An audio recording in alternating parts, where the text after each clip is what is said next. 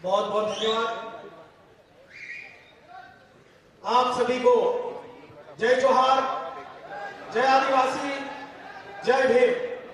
साथियों, आज हमारे बीच इस आदिवासी युवा महापंचायत में हमारे प्रदेश के पूर्व मुख्यमंत्री माननीय कमलनाथ जी, हम सब युवाओं के चहेते, युवाओं की आन बान शान, जिनके भाषण हमारे युवा साथी सुन सुनकर समाज के लिए प्रेरित हुए, ऐसे हमारे आदर्श आइडल भाई कन्हैया कुमार जी, साथ ही हमारे प्रदेश के पूर्व मुख्यमंत्री, राज्यसभा सांसद आदरणीय दिग्विजय सिंह जी, हमारे एक छोटे से निवेदन पर हमने बोला था कि साहब हम आपके पास आएंगे हमारे मुद्दे की बात करने के लिए, लेकिन उन्होंने कहा कि आप मत आइए, हम आपके बीच आते हैं। और जैसे इन्होंने हमको बोला कि हम इंदौर आ रहे हैं, तो जैसा कि पिताजी को भी पता चल गया तो वो भी इंदौर आ गए। और आज मैं जो हमारे अतिथि है उनके समक्ष अपनी बात रखूंगा। हमारे विद्यार्थियों के जो मुद्दे हैं, कई लोग सम्मान्य पत्रकार गण भी यहाँ पर आए हैं, उनसे भी मैं विशेष निवेदन करना चाहता हूँ कि इस कार्यक्रम को लेकर जो बोला जा रहा है कि ये कार्यक्रम कांग्रेस का है, लेकिन ये किसी भी राजनीतिक दल का नहीं है, ये कार्यक्रम आदिवासी युवाओं का है। हम लोग सरकार के पास, वर्तमान में जो सरकार है, पिछले कई वर्षों से हम संघर्ष कर रहे हैं। हम पे कई एफआईआर डाली गई है। हम जब भोपाल में आंदोलन करते हैं, हम पर लाठियां चलाई जाती है। सरकार के पास भी गए, आवेदन किया, निवेदन किया, लेकिन सुनवाई नहीं हुई। इसलिए हमने विपक्ष के समक्ष अपनी बात रखने की सोची, सब लोगों से विचार विमर्श किया, इसलिए उनको आज यहाँ पर बुलाया है। इसलिए ये कार्यक्रम किसी राजनीतिक दल का नहीं है। आप ऊपर देखोगे मंच पे हमारे महापुरुषों के अलावा किसी भी राजनीतिक दल का कोई मोनो नहीं है। लेकिन जो हमारी बात सुनेगा, जो हमारी बात मानेगा, हम उनको अपनी बात बताएंगे। साथियों, आज इस कार्यक्रम को आयोजन करने में कई समस्याओं का सामना किया। आज भी सर आपको मैं अवगत कराना चाहता हूं कि अभी भी हमारे लड़के रास्ते में, अभी भी हमारी बहुत सारी बसें, हमारी बहुत सारी गाड़ियां नहीं आई है। कईयों को पुलिस प्रशासन ने रास्ते में रोक दिया है। और भी पता चला कि 300 रुपए में हमारे लड़कों को पैसों का लालच देकर अमित शाह जी की रैली में ले जाने का भी प्रयास किया। लेकिन ये आदिवासी टिकने वाला है, टिकने वाला नहीं है। और हमने तो खुले मैदान में आयोजन करने का सोचा था, लेकिन बारिश के कारण इस हाल में बैठना पड़ रहा है, क्योंकि हम खुले मैदान में रहने वाले शेरे, बंद कमरे वाले वो नहीं है। फिर भी हम लोगों को हमारे युवा साथी अपनी बातों को लेके, अपनी मांग को लेके यहाँ पर उपस्थित हुए। टाइम की बहुत ज्यादा कमी है और मैं माननीय कमलनाथ जी से निवेदन करूंगा कि अगली बार हमारा कोई कार्यक्रम है तो पूरा दिन लेकर आए। कम समय में हमारी बात पूरी नहीं होती। तो मुझे प्रस्तावना, हमारी जो मांग पत्र है वो पढ़ने के लिए जिम्मेदारी दी गई है। मैं पढ़ना चाहूंगा, हमारे जो अतिथि है उस पर गंभीरता पूर्वक विचार करें। प्रति माननीय कमलनाथ जी, पूर्व मुख्यमंत्री, मध्य प्रदेश शासन भोपाल, विषय आदिवासी समाज के युवाओं के ज्वलंत एवं गंभीर मुद्दों को वचन पत्र में शामिल कर सरकार बनने पर समाधान करने बाबत माननीय आज 30 जुलाई 2023 को Nakshatra garden brilliant convention centre Shukliya Indore में आयोजित युवा महापंचायत का आयोजन किया जा रहा है, जिसमें आदिवासी समाज के हजारों युवा कार्यकर्ता की उपस्थिति में निम्नांकित बिंदुओं को वचन पत्र में शामिल कर सरकार बनने पर समय सीमा में कार्रवाई कर समाधान करने का अनुरोध है। पहला, सरकार गठन के 6 माह के भीतर बेकलाक पदों पर भर्ती प्रक्रिया की कार्रवाई प्रारंभ की जाए। दूसरा, सरकार गठन के 6 माह के भीतर बेरोजगार युवा नीति बनाएंगे, जिसके तहत विशेषकर आदिवासी समाज के बेरोजगार युवाओं को सरकार की गारंटी पर स्वयं का व्यवसाय बिजनेस स्थापित करने हेतु 0 से 2% की न्यूनतम ब्याज दर पर बैंक ऋण उपलब्ध करवाया जाए। आदिवासी समाज के बालक एवं बालिका के लिए ब्लॉक स्तर पर 200 सीटर, जिला मुख्यालय पर 1000 सीटर एवं संभाग मुख्यालय पर 2500 सीटर आदिवासी महापुरुषों के नाम पर नवीन महाविद्यालय छात्रावासों को निर्माण कराएंगे। आदिवासी क्षेत्र के समस्त महाविद्यालयों में प्राप्त आवेदनों के अनुपात में सभी संख्या विधि महाविद्यालय एवं कृषि महाविद्यालय नहीं है, वो परीक्षा की तैयारी हेतु विश्व स्तरीय कोचिंग एवं रिसर्च संस्थान बनाया जाए। प्रदेश के अनुसूचित जाति जनजाति ओबीसी वर्ग के बहुत प्रतिभावान छात्र बच्चों को ऑक्सफोर्ड, कैम्ब्रिज एवं हार्वर्ड जैसे विश्व स्तरीय शिक्षण संस्थानों में पढ़ाने का अवसर उपलब्ध कराएंगे। सरकार बनते ही मध्य प्रदेश शासन के जनजाति कार्य विभाग का नाम बदलकर पूर्व की भारतीय आदिम जाति कल्याण विभाग किया जाए तथा बालक बालिका के सीनियर जूनियर छात्रावासों के नाम में भी आदिवासियों के स्वाभिमान के लिए पूर्व की भांति आदिवासी शब्द को जोड़ा जाए।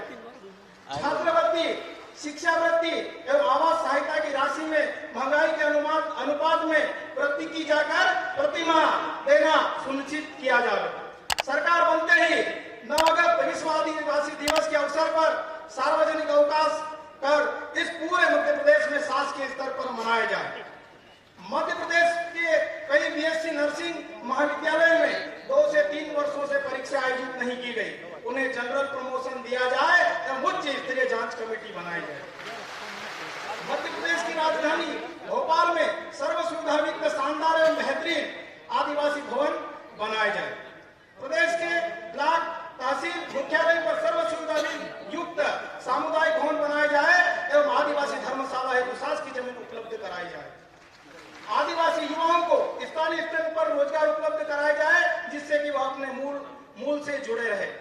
आदिवासी उप योजना के मद को केवल आदिवासी वर्ग की योजनाओं में ही उपयोग किया जाए तथा उक्त मद का अन्य प्रयोजन में खर्च नहीं होना चाहिए। सत्ता एवं संगठन में 50% पदों पर युवाओं को अवसर दिया जाए। सत्ता और संगठन प्रतियोगिता परीक्षा पूर्व परीक्षण हेतु प्रत्येक जिलों में 500 सीटर छात्रावास होना चाहिए। जिन जिलों में आदिवासी बालक बालिकाएं छात्रावास नहीं है उन जिलों में छात्रावास खोले जाए। प्रदेश में संचालित सभी छात्रावासों में लाइब्रेरी, व्यायामशाला, मनोरंजन के साधनों और सुरक्षा की दृष्टि से बाउंड्री वाल का निर्माण कर सीसीटीवी कैमरे लगाए जाए। प्रतियोगिता परीक्षाओं में नॉर्मलाइजेशन जैसी जटिल प्रक्रिया को समाप्त कर सरलीकरण किया जाए। विद्यालय द्वारा आयोजित प्रतियोगिता परीक्षा में गंभीर घोटाले हो रहे हैं जैसे कि पटवारी वाले अमिताभ के मामले। आर्थिक एवं राजनीतिक रसूखदार परिवार के अयोग्य प्रतियोगियों का चयन हो रहा है, इससे गरीब एवं योग्य प्रतियोगी वंचित हो रहे हैं। इस व्यवस्था को सुधारने हेतु पारदर्शी एवं विश्वसनीय प्रक्रिया अपनाई जाए। ग्रामीण क्षेत्रों में प्रत्येक गांव में कुटीर उद्योग के माध्यम से बेरोजगार युवाओं को रोजगार अवसर उपलब्ध कराए जाए। अनुसूचित जाति जनजाति ओबीसी वर्ग की नौकरियों में दिए गए आरक्षण पर श्वेत पत्र जारी किया जाना चाहिए। अनुसूचित जनजाति वर्ग के लिए वर्षवार आवंटित बजट पर श्वेत पत्र जारी किया जाए। प्रदेश में निर्माणाधीन निर्मित mega project, medical, engineering college आदि के नाम पर मूल निवासियों के पूर्वजों के नाम पर रखे जाए। मूल पेशा एक्ट 1996 को लागू कर पेशा एक्ट का चेयरमैन आदिवासी वर्ग से ही किसी को बनाया जाए। प्रदेश के आदिवासी क्षेत्रों में स्थित स्कूल कॉलेजों में गुणवत्तापूर्ण एवं रोजगार मूलक शिक्षा दी जाए।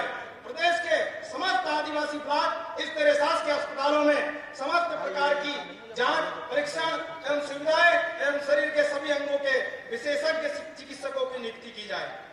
सरकारी विभागों का निजीकरण नहीं होने दिया जाए। एससी, एसटी, ओबीसी वर्ग के लोगों को सरकारी विभाग प्राइवेट सेक्टर में नौकरियों में आरक्षण जनसंख्या के आधार पर लागू किया जाए। जैसे बसों के संचालन हेतु ठेका, खरीद पदार्थों के ठेके, शासकीय दुकानों के ठेके एवं अन्य किसी भी कार्य हेतु प्राइवेट सुविधाएं के ठेके आदि। सर 2-3 मुद्दे और बचे हैं। आदिवासियों की जमीन किसी भी प्रयोजन के लिए सरकार द्वारा नहीं दिए जावे। यदि जनहित में आदिवासियों की जमीन ली जाती है तो रॉयल्टी देना चाहिए।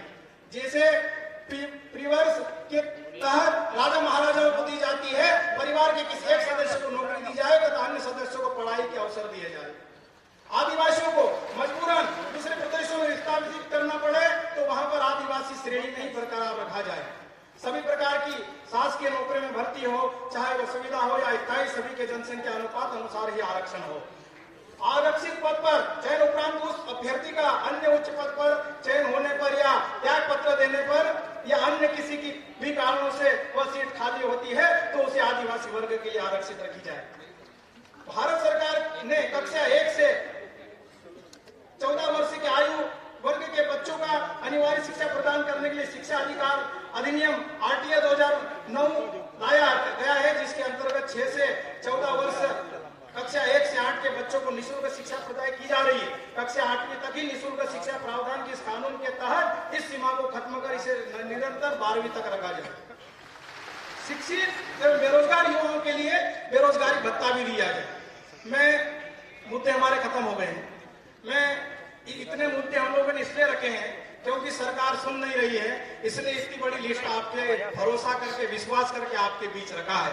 और मैं यहाँ पे इस इंदौर की पावन धरती पर से एक मैसेज देना चाहता हूँ प्रदेश सरकार को। चाहे अमित शाह जी को बुला लीजिए, चाहे प्रधानमंत्री जी को बुला लीजिए, समझ जाइए आपकी कुर्सी खतरे में है।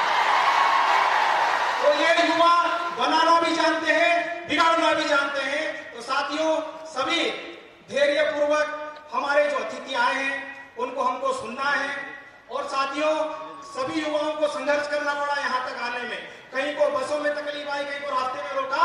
मैं 1-2 लाइन से अपनी बात खत्म करूंगा कि हम लोग, हमारे जो मजदूर वर्ग के लोग, हमारे गरीब किसान की हम औलादे हैं, हम संघर्ष करना हम बचपन से जानते हैं कि ना संघर्ष ना तकलीफ तो क्या मजा फिर जीने में, ना संघर्ष ना तकलीफ तो क्या मजा फिर जीने में। अरे बड़े बड़े तूफान थम जाते हैं जब आग लग जाती है सीने में। तो साथियों, बहुत बहुत धन्यवाद।